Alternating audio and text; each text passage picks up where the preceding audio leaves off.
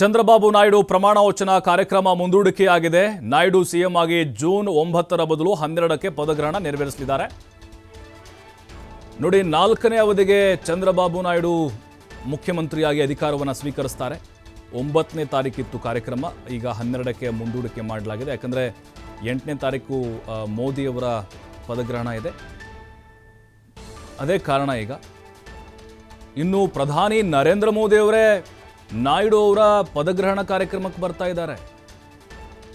ನೋಡಿ, ಪ್ರಧಾನಿಯೊಬ್ಬರು ತಮ್ಮ ಪಕ್ಷದ ಬಿಜೆಪಿಯೇತರ ಪಕ್ಷದ ಮುಖ್ಯಮಂತ್ರಿಯವರ ಪ್ರಮಾಣವಚನ ಕಾರ್ಯಕ್ರಮಕ್ಕೆ ಬರ್ತಾ ಇದ್ದಾರೆ. ಬಹಳ ಅಪರೂಪ ಇದು.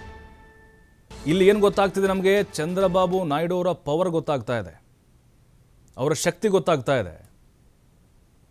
ಬಟ್ ಈಗ 9ನೇ ತಾರೀಕು ಆಗಬೇಕಾಗಿತ್ತು, 12ಕ್ಕೆ ಮುಂದೂಡಿಕೆ ಮಾಡಿದ್ದಾರೆ. 8ನೇ ತಾರೀಕಿಗೆ ನರೇಂದ್ರ ಮೋದಿಯವರ ಪ್ರಮಾಣವಚನ ಕಾರ್ಯಕ್ರಮ ಇದೆ. 4ನೇ ಅವಧಿಗೆ ಚಂದ್ರಬಾಬು ನಾಯ್ಡು ಮುಖ್ಯಮಂತ್ರಿ ಆಗ್ತಾ ಇದ್ದಾರೆ. 2004ರಲ್ಲಿ, ಹಿಂದೆ 1999ರಲ್ಲೂ ಕೂಡ ಅವರೇ ಸಿ ಎಂ ಆಗಿ ಅಧಿಕಾರವನ್ನು ಸ್ವೀಕರಿಸಿದ್ರು. ನೋಡಿ, ಪ್ರಧಾನಿ ನರೇಂದ್ರ ಮೋದಿ ಅವರೇ 12ನೇ ತಾರೀಕಿಗೆ ನಾಯ್ಡು ಅವರ ಕಾರ್ಯಕ್ರಮದಲ್ಲಿ ಭಾಗಿಯಾಗ್ತಾ ಇದ್ದಾರೆ. ಆಯ್ತಪ್ಪ, B J P C M ಇದ್ದಾರೆ, ಈಗ ಯೋಗಿನೋ ಅಥವಾ ಈ ಹಿಂದೆ ಕರ್ನಾಟಕದಲ್ಲಿ ಬೊಮ್ಮಾಯಿನೋ ಯಡಿಯೂರಪ್ಪನವರು ಇದ್ದರು, ಹೋಗೋಣ ನಮ್ಮ ಪಕ್ಷ ಅಂತ ಅಂದ್ಕೊಳ್ಬೋದಿತ್ತು.